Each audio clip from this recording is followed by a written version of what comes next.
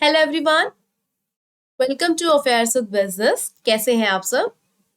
I hope आप सभी बहुत अच्छे हैं और अच्छे तरीके से अपने एग्जाम्स की तैयारी कर रहे हैं। स्टूडेंट्स, आज हम unit number 6 business management and human resource management के पीवाईक्यूज सॉल्व करने वाले हैं। ये पीवाईक्यूज हम MP set and MPPSC assistant professor examinations को टारगेट करके कवर कर रहे हैं।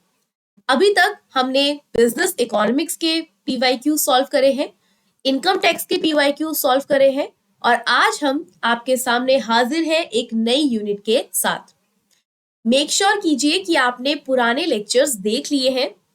उन लेक्चर्स को अगर आप देखेंगे तो आपको बहुत ज्यादा फायदा होगा, क्योंकि ऐसा बिल्कुल भी नहीं है कि हमने क्वेश्चन रीड करा और आपको आंसर बता दिया, दैट्स इट। क्वेश्चन के साथ साथ आपको पूरा उस टॉपिक का एक्सप्लेनेशन कराया गया है, जिससे कि बहुत बेनिफिशियल रहेंगी आपके लिए वो सारे के सारे लेक्चर्स। तो डिस्क्रिप्शन बॉक्स में आपको उन सभी का लिंक मिल जाएगा, जरूर चेकआउट कीजिए और उन वीडियोस को देखिए ताकि आप अपनी प्रिपरेशन को और बेहतर बना सकें। ठीक है? आज हम बिजनेस मैनेजमेंट के पीवाईक्यूज करेंगे और जैसा कि मैंने कहा कि हम MP set and MPPSC assistant professor के दोनों ही एग्जामिनेशन को टारगेट करके कंबाइंड पीवाईक्यूज सॉल्व कर रहे हैं। बट यहां पर एमपी सेट में इस यूनिट से अराउंड 14 क्वेश्चंस पूछे गए थे और अगर मैं असिस्टेंट प्रोफेसर एग्जामिनेशन की बात करूं तो यहां से 34 क्वेश्चंस पूछे गए हैं। अगर टोटल करा तो कितना हुआ? 48, है ना? अब 48 क्वेश्चंस एक ही लेक्चर में इंक्लूड करना बहुत लेंदी हो जाता है, तो हम कोशिश करेंगे कि हम इन लेक्चर्स को दो पार्ट्स में डिस्ट्रीब्यूट करें। दो पार्ट्स में हम पहले पार्ट के अंदर 24 क्वेश्चंस इंक्लूड कर लेंगे और नेक्स्ट पार्ट में भी हम 24 क्वेश्चंस इंक्लूड करेंगे। अगर कभी ऐसा हुआ क्लास का ड्यूरेशन बहुत लेंदी जा रहा है और बच्चों को प्रॉब्लम होती है कभी कभी लंबे लेक्चर्स देखने में, तो उसको भी ध्यान में रखते हुए हम अपने जो टारगेट्स हैं क्वेश्चन सॉल्व करने का, उसे प्रॉपर ध्यान में रखेंगे। ठीक है? हमें अराउंड 48 क्वेश्चन सॉल्व करना है और इन नंबर ऑफ क्वेश्चन से आपको समझ आएगा कि ये यूनिट कितनी ज्यादा इंपॉर्टेंट है। इस यूनिट में ना बिजनेस मैनेजमेंट और ह्यूमन रिसोर्स मैनेजमेंट दोनों ही बहुत कॉम्बिनेशन अगर बना दें इसका तो काफी लंबा सिलेबस हमारे पास बन जाता है। इसीलिए इस पोर्शन से काफी सारे क्वेश्चंस प्रीवियस ईयर एग्जामिनेशन में पूछे गए थे, तो हमारे लिए ये यूनिट काफी इंपॉर्टेंट बन जाती है। तो इसीलिए साथ साथ रिवाइज कीजिएगा और क्वेश्चंस को मेरे साथ सॉल्व कीजिएगा। ठीक है? तो स्टार्ट करते हैं हमारा सेशन। लेकिन क्वेश्चन सॉल्व करने से पहले जो बच्चे अभी तक हमारे साथ नहीं जुड़े हैं हमारे ऐप पर, उन्हें मैं इंफॉर्मेशन देना चाहती हूँ कि हमारे ऐप पर आपको बहुत अलग अलग एग्जामिनेशन के कोर्स मिल जाएंगे, जिसमें हाल ही में हम MPPSC assistant professor, taxation assistant, MP TET commerce economics और एमपी सेट एग्जामिनेशन की प्रिपरेशन करवा रहे हैं। ये सारी की सारी प्रिपरेशन हमारे ऐप पर कोर्सेज के फॉर्म में आपको बहुत आसानी से मिल जाएगी। और हमारा ऐप अगर इंस्टॉल करते हैं, हमारे साथ जुड़ते हैं, कोर्स परचेज करते हैं, तो उसके बहुत सारे फायदे हैं। जैसे कि आपको हमारे पास मिलेंगे रिकॉर्डेड वीडियो क्लासेस, जिसपे अनलिमिटेड व्यूज है। कोई लिमिटेशन नहीं है कि आप 3 बार देखो, 4 बार देखो और उसके बाद कंटेंट क्लोज हो जाएगा। नहीं, अनलिमिटेड व्यूज है, आराम से देखिए, जब तक आपके पास एक्सेस है आप उन्हें रिपीट मोड में भी बार बार देख सकते हैं। ये जितनी भी क्लास जाएंगी वो क्वालिफाइड एजुकेटर्स आपको देंगे। सीए क्वालिफाइड एजुकेटर्स हमारे पास है, नेट क्वालिफाइड है, जेआरएफ क्वालिफाइड है। अब कंसेप्ट समझ लिया, बट उस कंसेप्ट को कैसे प्रैक्टिकली सीखना है वो हमें एमसीक्यूज बताते हैं। जब हम एमसीक्यू सॉल्व करते हैं तो हमें समझ आता है कि कंसेप्ट तो सीख लिया, लेकिन उस कंसेप्ट को सीखने के बाद कैसे अप्लाई करना है ना? तो आपको एमसीक्यू प्रैक्टिस सेशन दिए जाएंगे, प्रिंटेबल पीडीएफ नोट्स मिलेंगे। नोट्स को आप डाउनलोड कर सकते हैं, उन्हें प्रिंट कर सकते हैं और उसके बाद इस चीज का सबसे अच्छा फायदा ये है, नोट्स को बायलिंगुअल फॉर्मेट में देखेंगे, यानी कि हिंदी मीडियम का स्टूडेंट हो या इंग्लिश मीडियम का स्टूडेंट हो, किसी को भी कोई प्रॉब्लम नहीं आएगी।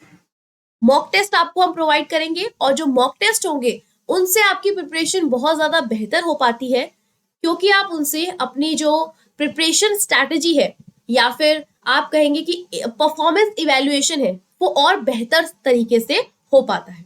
तो मॉक टेस्ट देना बहुत इंपॉर्टेंट है। किसी भी एग्जाम को देने से पहले एक मॉक टेस्ट जरूर सॉल्व करें और हमारे ऐप पर आपको मॉक टेस्ट के कोर्सेज भी मिलेंगे। ठीक है, सो एक कोर्स अगर आप लेते हैं तो उसमें आपको इतने सारे बेनिफिट्स मिलते हैं, तो किस बात की देरी है, कोर्स स्टार्ट कीजिए, अपनी प्रिपरेशन स्टार्ट कीजिए। अब कैसे होगी ये प्रिपरेशन स्टार्ट? जब आप डाउनलोड करेंगे हमारा ऐप अफेयर्स विद बिजनेस, तो आप अपने फेवरेट कोर्स में एनरोल हो जाइए और अपनी पढ़ाई को हमारे साथ एंजॉय कीजिए। ओके, चलिए, तो ये छोटी सी इंफॉर्मेशन थी आपको रिगार्डिंग आवर कोर्सेज, और अब हम स्टार्ट करने वाले हैं हमारा आज का topic business management and HRM के पीवाईक्यूज। सबसे पहले हम एमपी सेट की पीवाईक्यूज कर रहे हैं, इसमें अराउंड 14 क्वेश्चंस है। और मैं एक बार फिर बता दूं कि यहाँ पर इस यूनिट के अराउंड 48 क्वेश्चन है, तो इसीलिए हम इसको 2 पार्ट्स में करेंगे और ये है हमारा पार्ट 1। ठीक है, चलिए स्टार्ट करते हैं।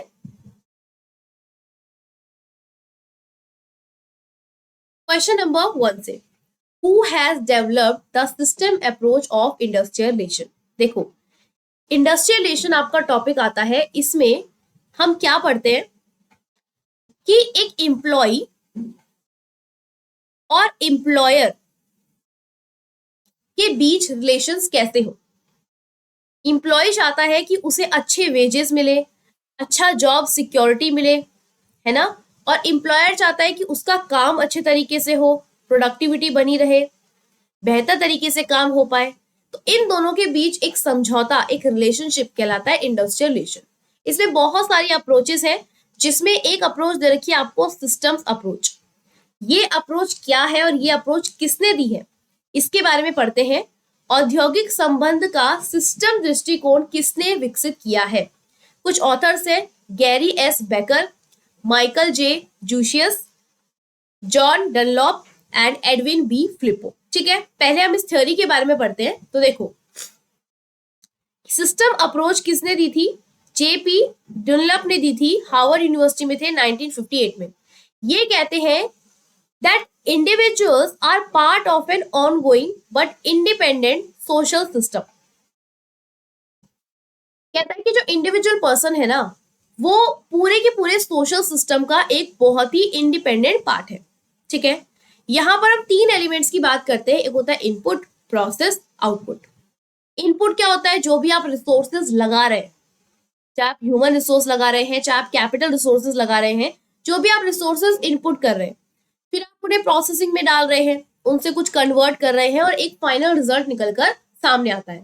तो यहाँ पर डनलप कहते हैं कि industrial relation system comprises certain actors, certain context and an ideology, जो कि इन सबको बांधती है और एक रूल्स का सेट बनाती है, जो आपकी वर्क प्लेस और वर्क कम्युनिटी में फॉलो किया जाता है।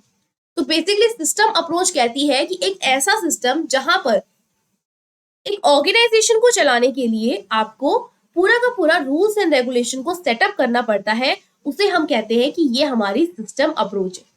और क्योंकि हम यहाँ पे रूल्स एंड रेगुलेशंस की बात कर रहे हैं, तो रूल्स एंड रेगुलेशंस यहाँ पर 2 तरीके के हैं। एक है सबस्टेंटिव रूल और एक है आपका प्रोसीजर रूल।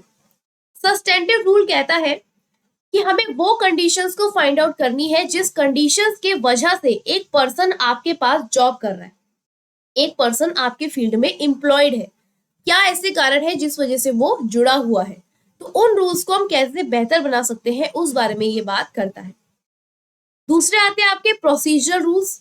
प्रोसीजर रूल्स होते हैं कि मतलब एक पूरा प्रोसीजर कैसे फॉलो होगा, किसी काम को करने का क्या तरीका होगा, उसे कहा जाता है प्रोसीजर रूल्स। ठीक है, तो यहां पर सिस्टम अप्रोच का सिंपल सा क्या मीनिंग है? सिस्टम अप्रोच का मतलब है जहां पर किसी ऑर्गेनाइजेशन के अंदर रूल्स एंड रेगुलेशंस को बनाया जाता है जिससे कि उसमें काम कर रहे लोग उसे फॉलो कर सके। और देखिए यहाँ पर बताया गया है कि कौन कौन है वो लोग। मैनेजर्स हैं, आपके वर्कर्स हैं, रिप्रेजेंटेटिव है, कोई गवर्नमेंट एजेंसी है ना, ये सब लोग मिलकर एक सिस्टम बनाते हैं और इस सिस्टम में जब रूल्स एंड रेगुलेशंस फॉलो किए जाते हैं तो हम उसे कहते हैं सिस्टम अप्रोच। ये दी थी जेपी डनलॉप ने 1958 में। ठीक है, तो हमारे इस क्वेश्चन का आंसर हमें मिल चुका है, that is option number C. Okay, question number 2, select the 4 stages of group development. देखो, कभी ऐसा होता है ना कि हमें ग्रुप करना पड़ता है ना, सबके सामने सिचुएशन आई होगी, स्कूल में ही आई होगी कि भाई मिलके आप लोगों को एक प्रोजेक्ट बनाना है। तो क्या होता था, सपोज आप 5 लोगों का ग्रुप बना रहे हो। अब ये पांचों लोगों का नेचर अलग अलग है। एक पर्सन है जो बहुत इंटेलिजेंट है, एक पर्सन है जिसको नॉलेज तो कम है लेकिन ये बहुत काम रहता है, आराम से सोचता है, समझता है, फिर डिसीजन लेता है। एक है जो एकदम से गुस्सा हो जाता है, पैनिक कर जाता है। ठीक है, एक होता है जो बहुत ही एंग्री मोड में रहता है, हमेशा एकदम नाक पे गुस्सा बैठा हुआ है। और एक जो है जिसे कोई मतलब ही नहीं है दुनियादारी से, चिल्ड आउट पर्सन है। ठीक है, अब सोचो ऐसे अतरंगी लोगों का ग्रुप कैसा होगा। तो ये अतरंगी लोगों का ग्रुप जब डेवलप होता है, मतलब इसकी ना कुछ स्टेजेस होती है। क्या क्या स्टेजेस होती है, आइए पहले हम इस कंसेप्ट को पढ़ते हैं, देन हम अपने क्वेश्चन को सॉल्व करेंगे।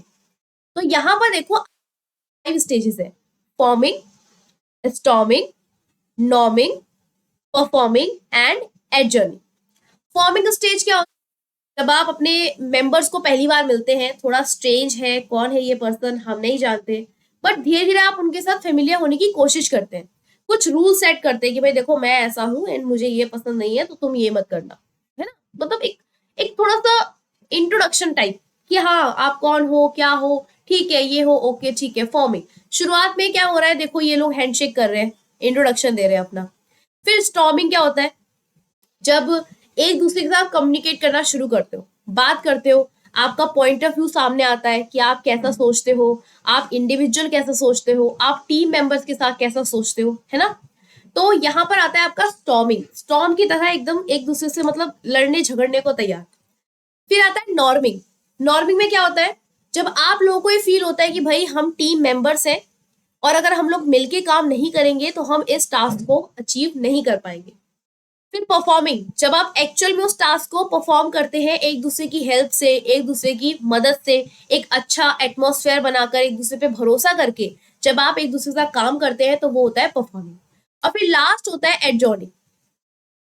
एडजॉर्निंग क्या होता है, जिसमें जिस पर्सन को जो रोल दिया गया था, क्या उस पर्सन ने उस रोल को फुलफिल किया, क्या उसने बताए गए काम को पूरा किया, ये चीजें देखी जाती है। This is adjourning. तो फॉर्मिंग क्या है, जहां पर आप किसी के साथ थोड़ा सा रिलेशनशिप बनाते हैं, जैसे जैसे इसके बेस्ट एग्जांपल दूं, बिग बॉस। सबने देखा होगा बिग बॉस। देखो मैं बिग बॉस पर्सनली बिल्कुल नहीं देखती, I don't like big boss, ठीक है, मैं नहीं देखती। बट बहुत सारी चीजें सुनी है और बहुत सारी चीजें देखने को मिलती हैं इसके बारे में। शुरू में क्या होता है, वो लोग ऐसे कंटेस्टेंट मिलते हैं ना आपस में, तो क्या करते हैं, फॉर्मिंग, दोस्त बनते हैं, हाय आप ये हैं, अच्छा ठीक है, अरे हाँ मैंने आपको यहाँ देखा है, अच्छा अच्छा ओके ओके ठीक है ठीक है। फिर धीरे धीरे क्या होता है, एक दूसरे की बुराई, स्टॉर्मिंग, लड़ने झगड़ने लगते हैं। अच्छा वो तो तेरे बारे में ऐसा कह रही थी, चुगली करते हैं, है ना। अच्छा तुम ऐसा सोचते हो, तुम्हारी सोच गलत है, नहीं नहीं नहीं, और लड़ाई शुरू होती है। स्टॉर्मिंग, ठीक है, झगड़ा शुरू। फिर नॉर्मिंग, जब उन्हें रियलाइज होता है, जब उन्हें बिग बॉस टास्क देता है कि भाई हमें टास्क एक दूसरे के साथ करना ही पड़ेगा, ठीक है, प्लानिंग करते हैं कि भाई ये टास्क हमें करना ही पड़ेगा। People feel part of the team and realize that they can achieve work if they accept other viewpoints। अगर हम दूसरे की accept करें तो ही हम इस गेम को खेल सकते हैं, ये चीज समझते हैं, नॉर्मिंग। फिर बिग बॉस में क्या होता है भाई, जो टीम बनाई जाती है वो एक दूसरे पे थोड़ा भरोसा करके जो भी टास्क उन्हें बिग बॉस देता है उस टास्क को पूरा करने की कोशिश करते हैं। और आपने देखा होगा बिग बॉस में ना सिर्फ ग्रुप बन जाते हैं, 3 लोग अलग, 4 लोग अलग, इनकी अलग टीम, उनकी अलग टीम, इस तरीके से। तो परफॉर्मिंग। फिर लास्ट आता है एडजॉर्निंग, जब उनको जो भी उन्होंने अपना अपना कंट्रीब्यूशन दिया था उस कंट्रीब्यूशन के लिए उनको रिवॉर्ड दिया जाता है, दैट इज एडजॉर्निंग। तो ये हमारे पास स्टेप्स हैं एक ग्रुप डेवलपमेंट प्रोसेस के, क्या क्या, forming, storming, norming, performing, adjourning. देखो, forming, storming, norming, performing and adjourning, ठीक है। अब यहां पर हमें देखना है कि क्या क्या चीजें हम फॉलो करते हैं। तो 4 स्टेजेस कौन कौन सी हैं,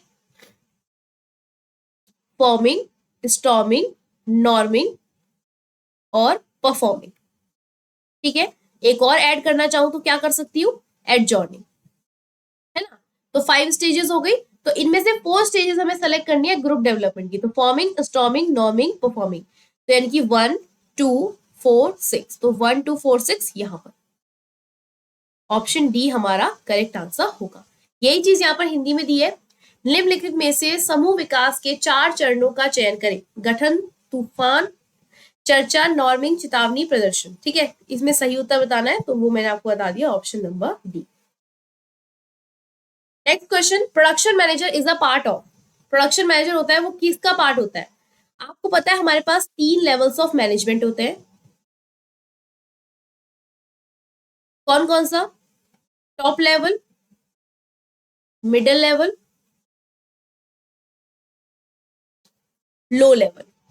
टॉप लेवल होता है जहां पे आते हैं आपके सीईओज, है ना, आपके top most person, board of directors, share holders, जो क्या करते हैं, जिनका काम होता है पॉलिसीज को बनाना। जो मिडिल लेवल के लोग होते हैं, मिडिल लेवल पे आते हैं मैनेजमेंट में, वो लोग होते हैं जो किसी डिपार्टमेंट के हेड होते हैं। जैसे कि सेल्स डिपार्टमेंट का हेड हो गया, सेल्स मैनेजर हो गया, प्रोडक्शन डिपार्टमेंट का हेड प्रोडक्शन मैनेजर हो गया, फाइनेंस डिपार्टमेंट का हेड फाइनेंस मैनेजर हो गया। ठीक है, ये लोग क्या करते हैं, ये इन पॉलिसीज को इम्प्लीमेंट करते हैं। ठीक है, और उसके बाद आता है लो लेवल। लो लेवल का पर्सन कौन होता है? जिसमें आते हैं आपके वर्कर्स, आपके लेबर्स, जो क्या करते हैं कि जो भी पॉलिसीज आपको बताई गई है, ठीक है, देखो मिडिल लेवल आपको पॉलिसीज कम्युनिकेट कर देगा, और जब आपको पॉलिसीज के बारे में पता चल जाएगा, आप क्या करेंगे, उन पॉलिसीज को फॉलो करेंगे। तो जो प्रोडक्शन मैनेजर आता है वो कौन से लेवल पे आता है? वो आता है हमारे मिडिल लेवल पे, ऑप्शन सी। उत्पादन प्रबंधक का एक हिस्सा है, किसका? शीर्ष स्तर का, निम्न स्तर का, मध्य स्तर का, या इनमें से कोई नहीं। तो मध्य स्तर का ये पार्ट है। तो देखो यहाँ पर जैसे टॉप मैनेजमेंट है तो chief executive officer, chief marketing officer, chief sales officer. Middle management पे आ गया marketing manager, purchase head, sales manager, operation manager. Lower या फिर ऑपरेटिव मैनेजमेंट में आ गया आपका supervisor, foreman, junior manager, inspector या फिर क्लर्क। यहाँ पर आप देख सकते हैं, यहाँ पर अथॉरिटी ऐसे डाउनवर्ड जाती है और रिस्पॉन्सिबिलिटी ऐसे अपवर्ड जाती है। ठीक है, नेक्स्ट है क्वेश्चन नंबर 4। क्वेश्चन नंबर 4 में हमें कंपनी का नाम दे रखा है और उसका ब्रांड का बताया है। तो आपको बताना है कौन सी कंपनी कौन से ब्रांड की है। तो देखो यहाँ पर मेरे को सबसे फेवरेट चीज लगी है एक्लेयर्स, क्योंकि मुझे पता है एक्लेयर्स ना कैडबरी बनाता है। तो डी का आंसर 2 है, और लकीली हमारे पास एक ऐसा ऑप्शन है जिसमें डी का आंसर 2 दिया गया है। ठीक है, डी का आंसर 2 दिया गया है, तो मेरे को यहाँ पे वैसे एक ही शॉट में अपना आंसर मिल गया, that is option A. But हम और चीज भी देखेंगे, जैसे कि जो हिंदुस्तान यूनिलीवर है ये सनसिल्क का प्रोडक्ट बनाता है। ठीक है, जो आपका आईटीसी है, इंडियन टोबैको कंपनी, ये सेरेलैक बनाता है। जो नेस्ले है, नेस्ले, सॉरी ये गलत मार्क कर दिया मैंने,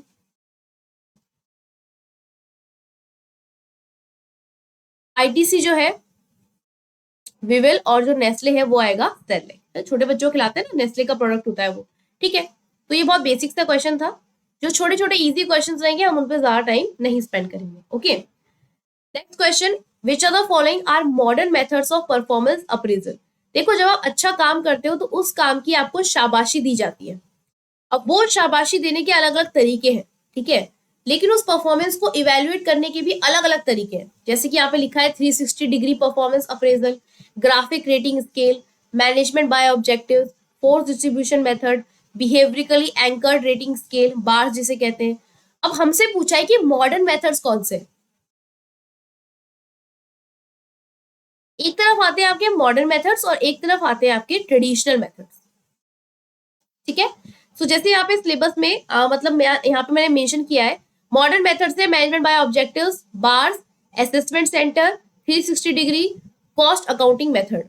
ट्रेडिंग मेथड में, ट्रेडिशनल मेथड में आते हैं जो ओल्ड मेथड है, ranking method, paired comparison, grading, force distribution method, post choice method, checklist, critical incident method, graphic scale, essay method, field review and confidential report. Question क्या पूछा था, निम्नलिखित में से कौन सा प्रदर्शन मूल्यांकन के आधुनिक तरीके हैं, यानी कि मॉडर्न तरीके हैं। तो कौन से बताओ, मॉडर्न 360 डिग्री अप्रोच है, मैनेजमेंट बाय ऑब्जेक्टिव है, और बिहेवियरली एंकर्ड रेटिंग स्केल है। तीन चीजें आ गई आपकी, 1 3 एंड 5। तो ये है हमारा ऑप्शन नंबर सी। ठीक है, next question, question 6, which one of the major following is not major punishment. इनमें से कौन सा मेजर पनिशमेंट नहीं है। देखो,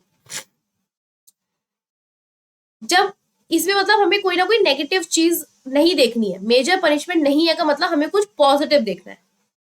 निम्नलिखित में से कौन सा एक बड़ा दंड नहीं है। तो जब कोई इंप्लॉय कोई गलत काम करता है तो क्या हम उसे सस्पेंड करते हैं? बिल्कुल करते हैं सस्पेंशन। क्या हम उसके इंक्रीमेंट्स को रोक देते हैं? बिल्कुल। क्या हम उसे डिमोशन कर देते हैं? बिल्कुल। एक सेकेंड,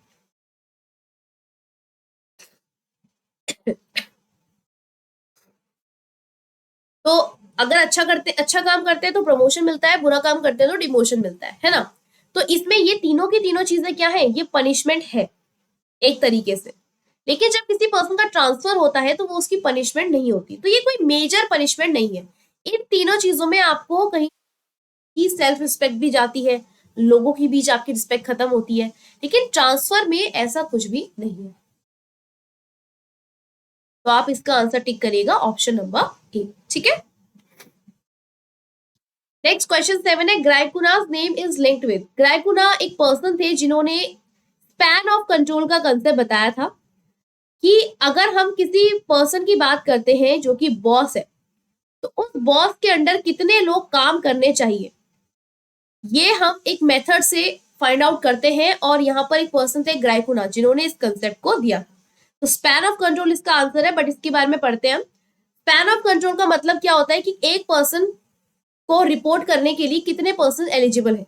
दो तरीके से होता है, वाइड स्पैन और एक होता है नैरो स्पैन। ठीक है, वाइड स्पैन होता है जिसमें आपके जो नंबर ऑफ एम्प्लॉयज होते हैं पर मैनेजर वो ज्यादा होते हैं, और नैरो स्पैन में आपके पर मैनेजर जो एम्प्लॉय होते हैं वो कम होते हैं। ठीक है, आप इसके प्रोज एंड कॉन्स पढ़ लीजिएगा।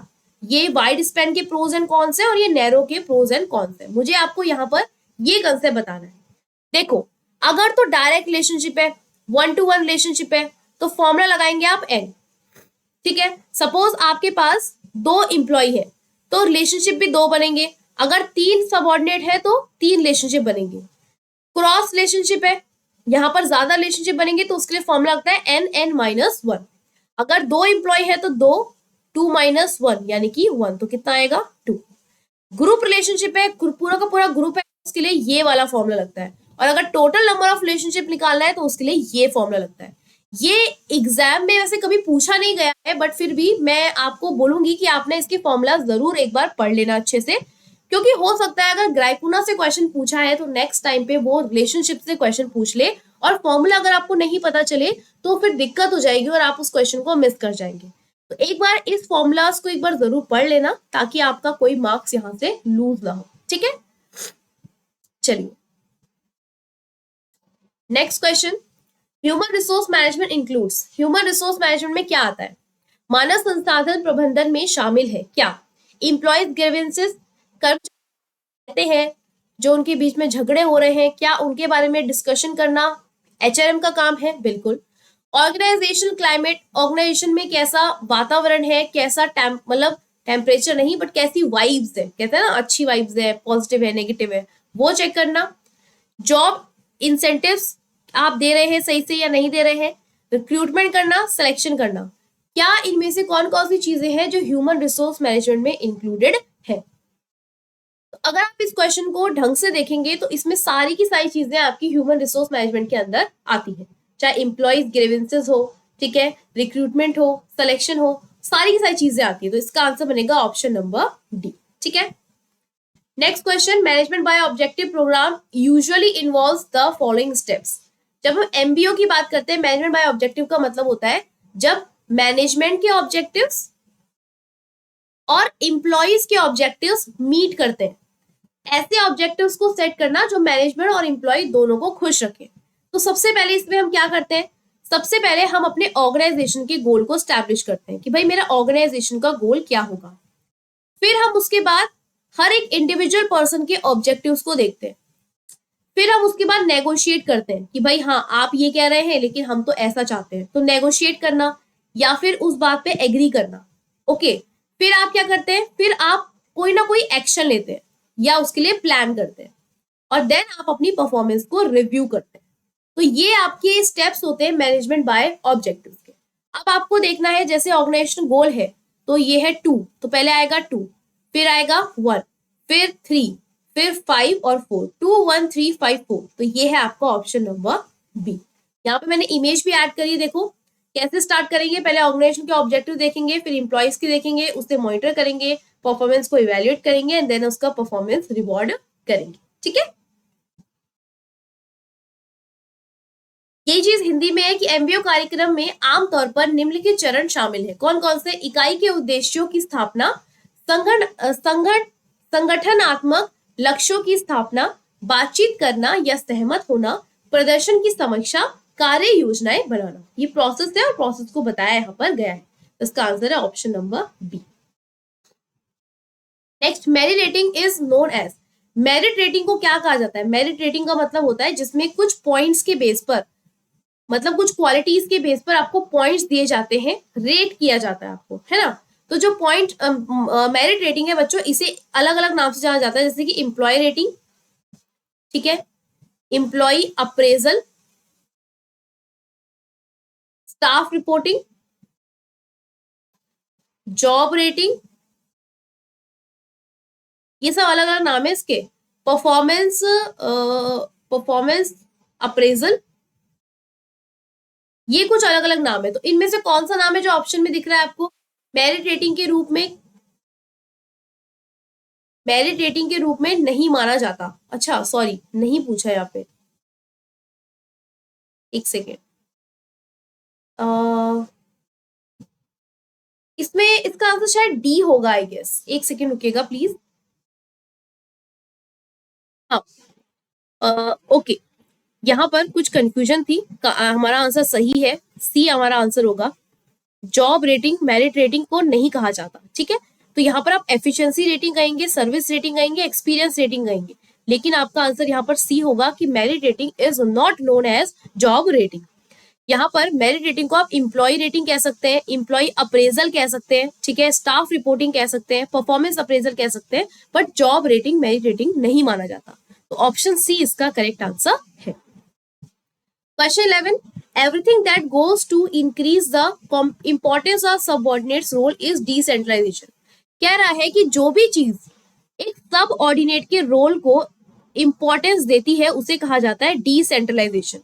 देखो, डिसेंट्रलाइजेशन का मतलब क्या होता है? जब आप पावर को डिस्ट्रीब्यूट करते हैं अपने सब ऑर्डिनेट को, ठीक है। तो आप कोई भी ऐसी चीज कर रहे हैं जिससे कि आपकी जो सबऑर्डिनेट्स है, जो आपके अंडर लोग काम कर रहे हैं, उनका जो रोल है वो बढ़े, उनकी इंपॉर्टेंस बढ़े, तो उसे कहा जाता है डिसेंट्रलाइजेशन, जो कि बिल्कुल करेक्ट स्टेटमेंट है, ठीक है। दूसरा कहा जा रहा है degree of allegation, sorry, degree of delegation of authority is more than the degree of reservation of authority. मतलब जब आप अथॉरिटी को डेलीगेट कर रहे हैं, ये ज्यादा है as compare to reservation of authority.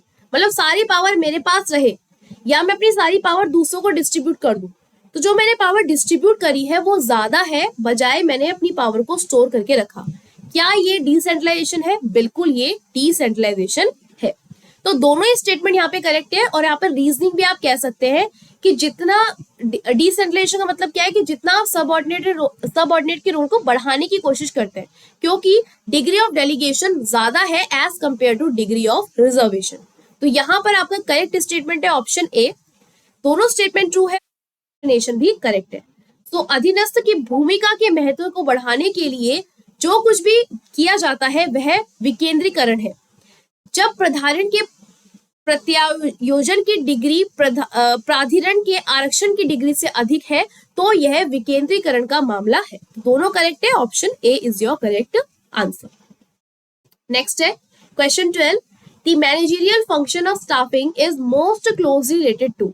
जो मैनेजरियल फंक्शन है स्टाफिंग का, स्टाफिंग में जब आप मैनेज करते हैं वो किससे क्लोजली रिलेटेड है? देखो, स्टाफिंग में क्या होता है, आप एक पर्सन को एम्प्लॉय करते हैं, ठीक है, उसकी ट्रेनिंग करवाते हैं, उसको उसका जॉब बताते हैं, काम बताते हैं, ऑर्गेनाइजेशन में फिट करते हैं।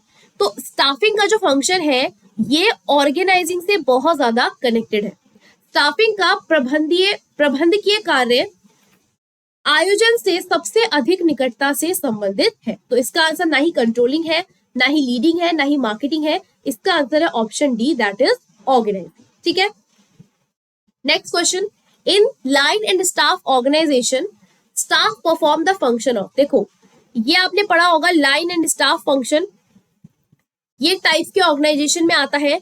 यहां पर लाइन एंड स्टाफ में जो स्टाफ का काम होता है वो होता है कि एडवाइस करना, ठीक है, जो मैनेजमेंट है उसको एडवाइस करना, सलाह मशवरा देना। लाइन और कर्मचारी संगठन में कर्मचारी कार्य करते हैं, किस चीज का कार्य करते हैं, प्रबंधक को सलाह देने का काम करते हैं। तो इसका आंसर है आपका ऑप्शन नंबर बी। नेक्स्ट है human resource management deals with, human resource management recruitment selection से डील करता है, ट्रेनिंग एंड डेवलपमेंट से डील करता है और कंपनसेशन से भी डील करता है। मानव सहारा प्रबंधन किससे संबंधित है, भर्ती और चयन, प्रशिक्षण और विकास, मुआवजा या फिर सभी। तो हर एक चीज से आपका एचआरएम कनेक्टेड है जिसमें ह्यूमन रिसोर्स का जिक्र होता है। तो इसका आंसर है आपका ऑप्शन नंबर डी। तो यहां पर अभी तक हमने जो है एमपी सेट के 14 क्वेश्चंस को सॉल्व कर लिया। ठीक है, ये 14 क्वेश्चंस हमने सॉल्व कर लिए हैं। अब हमारे रिमेनिंग 10 क्वेश्चंस बचते हैं जो कि हम सॉल्व करेंगे फ्रॉम एमपीपीएससी एग्जामिनेशन। ठीक है, सो आई होप कि अभी तक आपने ये चीजें अच्छे से पढ़ ली हैं, ये वाली चीजें आपको समझ आई हैं। एक छोटी सी रिक्वेस्ट करूंगी, प्लीज सेशन को जरूर लाइक कर दीजिएगा और उस लाइक से हमारा मोटिवेशन बढ़ता है ताकि हम आपके लिए और भी ऐसे लेक्चर्स को लाते रहें। सो प्लीज जो है उस लाइक बटन को दबा दीजिएगा हर एक स्टूडेंट, और ये सारा आप लोगों के लिए है लेक्चर्स, तो इन सभी पे अपना थोड़ा रिस्पॉन्स दीजिए, कमेंट बॉक्स में कमेंट किया कीजिए ताकि हमें भी पता चले कि आपको ये लेक्चर्स कैसे लग रहे हैं। ठीक है, चलिए तो ये टॉपिक यहां पर होता है कंप्लीट। अभी नेक्स्ट हम करते हैं एमपीपीएससी के क्वेश्चंस, असिस्टेंट प्रोफेसर एग्जामिनेशन के। ठीक है, चल तो ये हो गया आपका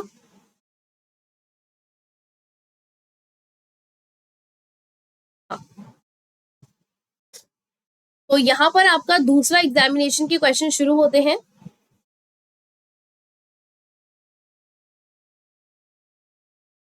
that is MPPSC assistant professor, sorry इतनी गलतियां हो जाती हैं कभी कभी। Assistant professor, I am really sorry students, ये शायद बीच में स्टक हो गया था,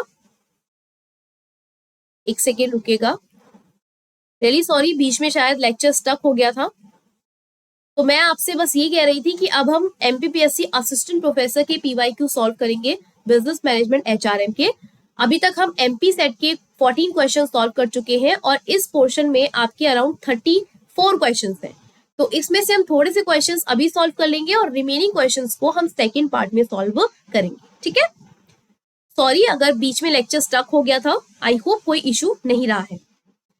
सबसे पहले क्वेश्चन नंबर 1 है, according to dash a plan is a trap led to capture the future. कह रहा है डैश के अनुसार एक योजना भविष्य पर कब्जा करने के लिए बिछाया गया जाल है। देखो ये बात कही गई थी एलन ने। एलन ने कहा था कि भाई जब हम प्लान करते हैं ना, ये प्लान हम कर रहे हैं क्यों, ताकि हम फ्यूचर को कहीं ना कहीं ट्रैप कर सके। देखो जब प्लानिंग के साथ चीजें करते हैं तो आपको ऐसा नहीं लगता कि हम जो कभी कभी ऐसा जाता है तो ऐसा लगता है ना कि अरे वाह मैंने तो फ्यूचर पहले ही प्रिडिक्ट कर लिया था। लाइक अगर मैं सोचूं कि मुझे आपको आज 3 लेक्चर्स देने हैं, 2 लेक्चर्स देने हैं और मैंने उतना दे भी दिया, तो ऐसा लगेगा कि अरे वाह आज तो मतलब मैंने फ्यूचर ही प्रिडिक्ट कर लिया था, सोचा ही था मैंने 2 लेक्चर करूंगी और कर भी दिया। तो प्लान क्या है, प्लान एक ऐसी चीज है जिससे हम फ्यूचर को कैप्चर कर सकते हैं, ट्रैप बना सकते हैं उसके लिए। तो ये बात कही गई थी एलन ने। ठीक है, सो बेसिक सी चीज थी यहाँ पर कि स्टेटमेंट किसने दिया था, तो ये स्टेटमेंट दिया था आपके एलन ने। Next question, dash concept is not associated with scientific management. कौन सा कंसेप्ट साइंटिफिक मैनेजमेंट से एसोसिएटेड नहीं है। देखो आप जब साइंटिफिक मेथड को पढ़ते हैं ना, आपके पास बहुत सारी थ्योरी है, साइंटिफिक मैनेजमेंट की थ्योरी है, आपके पास एडमिनिस्ट्रेटिव थ्योरी है, ब्यूरोक्रेटिव थ्योरी है। इन थ्योरी में जब साइंटिफिक मैनेजमेंट थ्योरी की बात करते हैं तो यहाँ पर कुछ पॉइंट्स आते हैं। Science is not rule of thumb. जो साइंस है वो हर जगह सेम तरीके से अप्लाई नहीं होगी। हमें हार्मनी के साथ रहना चाहिए, लड़ाई झगड़ा नहीं करना चाहिए, कोऑपरेशन एक दूसरे के साथ होना चाहिए। ऐसा नहीं कि हम सिर्फ इंडिविजुअल खुद के बारे में सोच रहे हैं। ज्यादा आउटपुट हमें क्रिएट करने की कोशिश करनी है रिस्ट्रिक्शन में, और हमें अपने एम्प्लॉय का डेवलपमेंट करना है उनका मेंटल रेवोल्यूशन करके। और भी चीजें आती है इसमें, जैसे कि आपने पढ़ा होगा वर्क स्टडी, मोशन स्टडी और आपकी फटीग स्टडी, है ना, और इसमें सिंप्लीफिकेशन, ये सारे टर्म्स हमने सीखे हैं। तो यहाँ पर जो क्वेश्चन पूछ रहा है कि साइंटिफिक मैनेजमेंट से एसोसिएटेड नहीं है, तो method study, time and motion study, mental revolution, ये सब साइंटिफिक मैनेजमेंट में आते हैं। लेकिन यूनिटी ऑफ कमांड ये फ्योल के प्रिंसिपल का पार्ट है, इसीलिए आपका करेक्ट आंसर बनेगा ऑप्शन नंबर बी। ठीक है, चलो next question, question 3, grapevine communication. Grapevine communication क्या होता है भाई? इनफॉर्मल। जब हम कम्युनिकेशन की बात करते हैं तो कम्युनिकेशन का मतलब होता है कि हम अपने आइडियाज को फ्लो कर रहे हैं, किसी के साथ शेयर कर रहे हैं। इन आइडियाज को फ्लो जब हम करते हैं तो हम दो चीजें देखते हैं, फॉर्मल, इनफॉर्मल। फॉर्मल कम्युनिकेशन होता है आपके ऑर्गेनाइजेशन के अंदर, इनफॉर्मल कम्युनिकेशन होता है आपके ऑर्गेनाइजेशन के बाहर, जो आप ऑर्गेनाइजेशन के ही फ्रेंड्स के साथ आउटसाइड ऑफिस करते हैं, दैट इज इनफॉर्मल। इनफॉर्मल कैसा होता है कि चलो बैठ के चुगली करते हैं, तो ये आता है आपका ग्रेप वाइन कम्युनिकेशन। आपने किसी को बताया, किसी ने किसी को बताया, किसी ने किसी को बताया, बात कहां से कहां फैल गई, दैट इज इनफॉर्मल कम्युनिकेशन। जब आप ऑर्गेनाइजेशन के अंदर फॉर्मल तरीके से अपने बॉस से बात कर रहे हैं, अपने कलीग से बात कर रहे हैं, दैट इज फॉर्मल कम्युनिकेशन। ऐसी अपवर्ड कम्युनिकेशन होती है जब एक लोअर अथॉरिटी अपर अथॉरिटी से कम्युनिकेट करती है, दैट इज अपवर्ड कम्युनिकेशन। और जब एक अपवर्ड अथॉरिटी डाउनवर्ड यानी कि लोअर अथॉरिटी के साथ कांटेक्ट करती है, दैट इज डाउनवर्ड कम्युनिकेशन। ठीक है, तो ग्रेप वाइन कम्युनिकेशन क्या होती है? Grapevine communication informal communication होती है।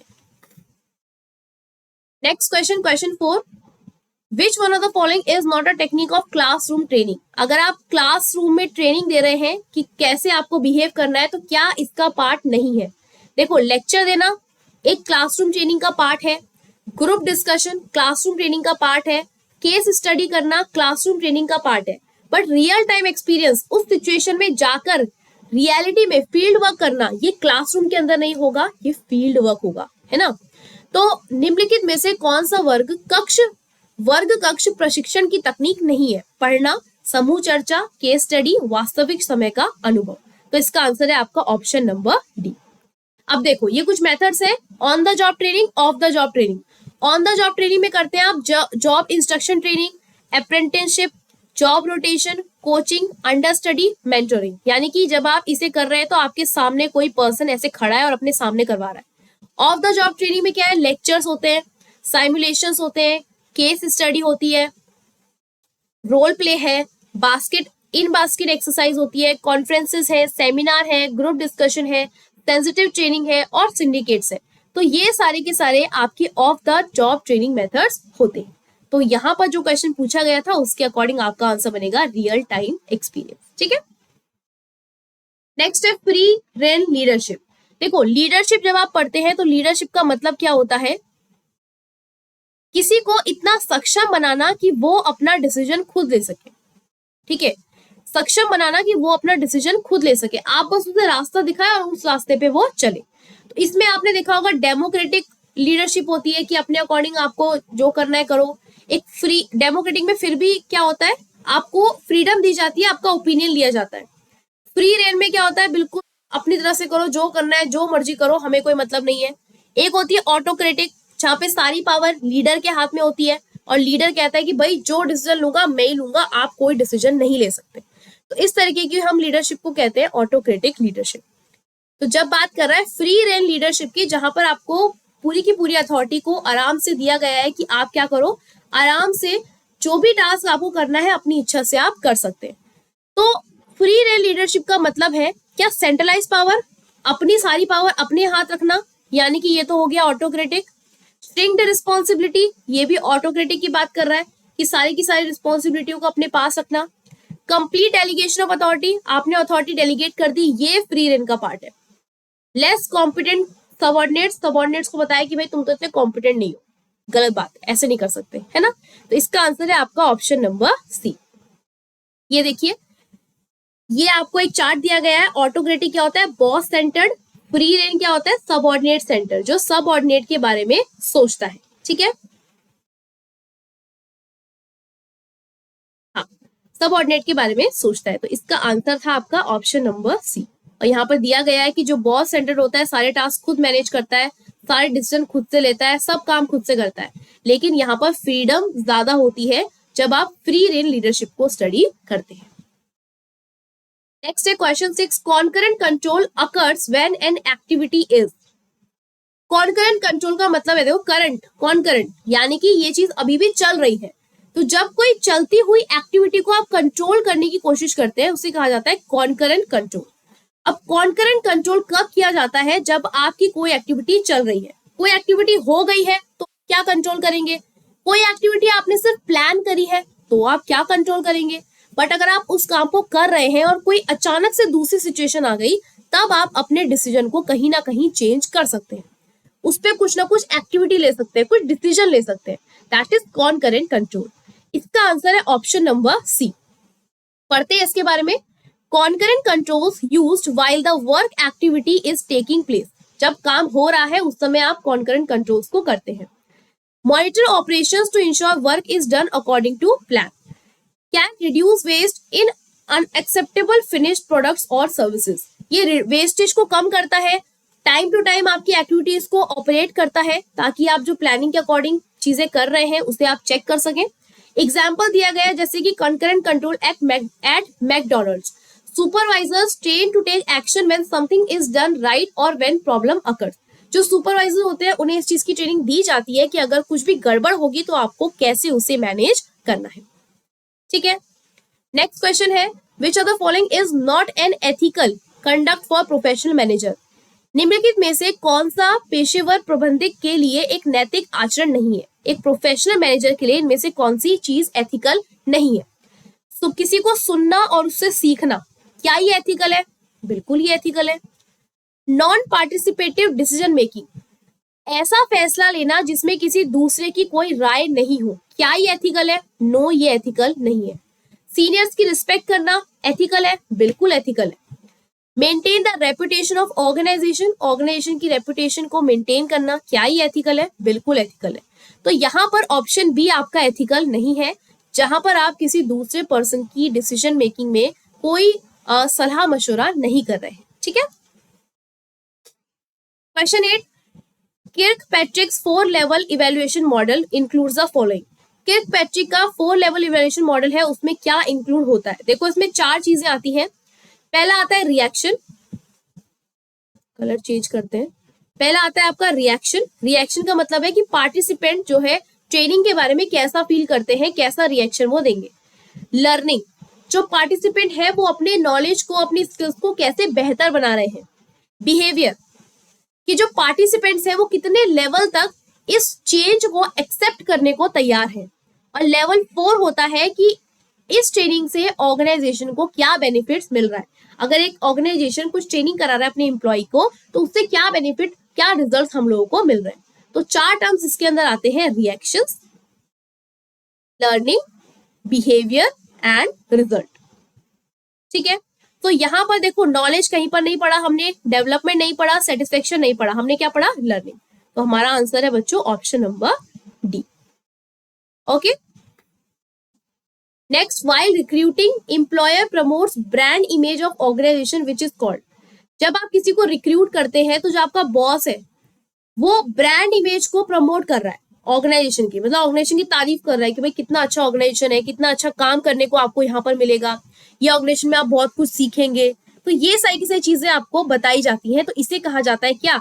ये एम्प्लॉयर प्रमोट कर रहा है तो इसे कहा जाता है एम्प्लॉयर ब्रांडिंग। जब आप एक एम्प्लॉय प्रमोट कर रहा होता है तो कहा जाता है एम्प्लॉय ब्रांडिंग। और जब ऑर्गेनाइजेशन ब्रांडिंग का मतलब है कि सारा ऑर्गेनाइजेशन ब्रांड इमेज बनाने पे लगा हुआ है। पढ़ते हैं यहाँ पर, employer branding is branding and marketing the entirely of the employment experience. Employment experience के बारे में बताता है एम्प्लॉयर, उसकी ब्रांडिंग करता है कि देखो यहाँ तो मैं इतने सालों से काम कर रहा हूँ, मैं बहुत खुश हूँ, हमारे कस्टमर्स खुश हैं, हम अपने कस्टमर को अच्छी वैल्यू दे पा रहे हैं, दैट इज एम्प्लॉयर ब्रांडिंग। और एम्प्लॉय ब्रांडिंग क्या होती है? एम्प्लॉय ब्रांडिंग ऐसी मार्केटिंग स्ट्रेटेजी होती है जो फोकस करती है कि देखो अगर आप एज अ एम्प्लॉय ज्वाइन करेंगे ना तो बिजनेस के गोल्स देखो ये है, इस पे हम फोकस करेंगे। साथ ही साथ हम एम्प्लॉय के साथ भी कनेक्ट करते हैं, उन्हें प्रोफेशनली अच्छा प्रोफेशनलिज्म मेंटेन करके रखते हैं, उनकी अच्छी प्रोफेशनल आइडेंटिटी बना के रखते हैं, उनका करियर बना के रखते हैं, that is employee branding. Organisational branding क्या होती है? अच्छा, एम्प्लॉय ब्रांडिंग की आप टेक्निक लिख लो यहाँ पे, connecting with employees, build professional identity, communicating our employers brand. Organisational branding का मतलब क्या होता है? जहां पे human resources, marketing and talent management intersect to help attract the best talent. Organisational branding का मतलब होता है जहां पे ह्यूमन रिसोर्स को, मार्केटिंग को और टैलेंटेड मैनेजमेंट को आपस में मिलाकर क्या करते हैं, हम कोशिश करते हैं कि हम ऐसा एम्प्लॉय ढूंढे जो कि हमारा बेस्ट निकल कर आए, जो हमें बहुत अच्छी सर्विसेज दे पाए। ठीक है, next question, question number 10, all stakeholders evaluating performance of an employee is called dash degree appraisal. जब हम किसी की परफॉर्मेंस को पूरा का पूरा हर एक उसके क्वालिटी फीचर्स को देखकर इवेल्युएट करते हैं तो उसे क्या कहा जाता है? उसे कहा जाता है आपका 360 डिग्री अप्रेजल। ठीक है, क्या कहा जाता है? 360 डिग्री अप्रेजल। ठीक है, तो इसका आंसर है आपका ऑप्शन नंबर डी। नेक्स्ट है आपका other name of industrial democracy. Industrial democracy का दूसरा नाम क्या है? Worker participation management. ठीक है, ये इसका दूसरा नाम है, worker participation management, option A. Collective bargaining का मतलब होता है जहां पे दोनों पार्टीज मिलकर कुछ ना कुछ डिसाइड करती है। सोशल सिक्योरिटी का मतलब होता है कि आपको सुरक्षा प्रदान करना सोसाइटी को, सोसाइटी के अगेंस्ट या फिर जॉब के अगेंस्ट। ठीक है, social security. Other name of industrial democracy, औद्योगिक लोकतंत्र का दूसरा नाम है WPM, वर्कर्स पार्टिसिपेशन मैनेजमेंट। ठीक है, सो यहाँ पर आज का सेशन हमारा कंप्लीट करते हैं और यहाँ पर हमने क्वेश्चन सॉल्व कर लिए हैं। अगर मैं आपको बताऊं तो अभी तक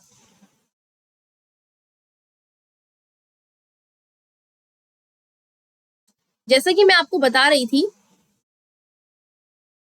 कि हमारे पास, अगर मैं MP सेट का बोलूं तो MP सेट के हमारे पास 14 क्वेश्चंस थे और असिस्टेंट प्रोफेसर के हमारे पास 34 क्वेश्चन है। टोटल क्वेश्चन हो गए 48। आज के सेशन में हमने जो है 14 क्वेश्चंस वो सॉल्व करे हैं और 11 क्वेश्चंस यहाँ के सॉल्व करे, मतलब हमने 25 क्वेश्चंस अभी तक अपने सॉल्व कर लिए हैं। ठीक है, नेक्स्ट सेशन में जो है हम रिमेनिंग क्वेश्चंस को सॉल्व करेंगे, जिसमें 23 क्वेश्चंस हमारे बचेंगे, उसका हम पार्ट 2 कंडक्ट करेंगे। तो ये आपका बिजनेस मैनेजमेंट और HRM का पार्ट 1 था, MPPSC असिस्टेंट प्रोफेसर एग्जामिनेशन या फिर MP सेट एग्जामिनेशन के लिए हम PYQ सॉल्व कर रहे हैं। इसी तरीके से अभी तक हम इकोनॉमिक्स के PYQ सॉल्व कर चुके हैं, इनकम टैक्स के PYQ सॉल्व कर चुके हैं और अभी हम बिजनेस मैनेजमेंट HRM को कंप्लीट कर रहे हैं। ठीक है, एक और बार छोटे से मैं रिवीजन रिमाइंडर आपको देना चाहती हूँ कि डिस्क्रिप्शन बॉक्स में आपको ऐप का लिंक मिल जाएगा, वहां से आप हमारे साथ जुड़ सकते हैं, जहां पे आपको आपके मनपसंद कोर्सेज मिलेंगे। अपनी जिस भी एग्जाम को आप टारगेट कर रहे हैं उन कोर्सेज को आप हमारे थ्रू अवेल कर सकते हैं। ठीक है, ये सारे के सारे बेनिफिट्स आपको वन प्लेटफॉर्म पे मिलते हैं, that is affairs with business. Link in the description. Make sure you like this video and subscribe to our channel. So I'll see you in the next video. Till then, keep studying and keep revising. Bye bye. Take care.